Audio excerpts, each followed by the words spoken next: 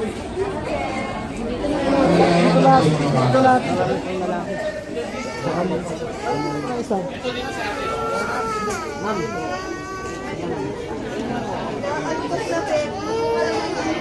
masaya po. Thank you kay President Duterte sa lahat ng bumubuo ng...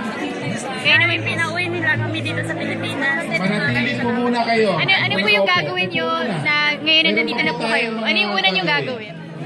Ano po meron sa pamilya? Saan po ba kayo galing? Vegan po. Ah, vegan. Kayo naman po? Sa Mindanao? Mindanao.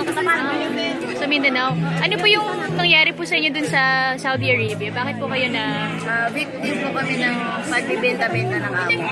Ah, okay. Contraction po ba? Or ano po yung nangyari sa inyo? Bali, sa unang employer po, binenta kami sa Riyadh. Tapos ibibenta ulit kami. Kaya tumakas kami. Dati po, dinakasan ko yung unang amo. Ha? Dinakasan ko dati yung amo ko tapos nag-asawa ko. Ah, bakit niyo po tinakasan yung amo niyo? Wala kasi sa pagkain. Tapos maraming tatlong anak niya. Ano mo mag-isa na ako ang laki ng bahay.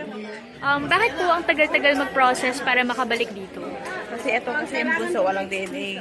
Kaya siya ang huling walang exit. Hindi kami nakauwi last year.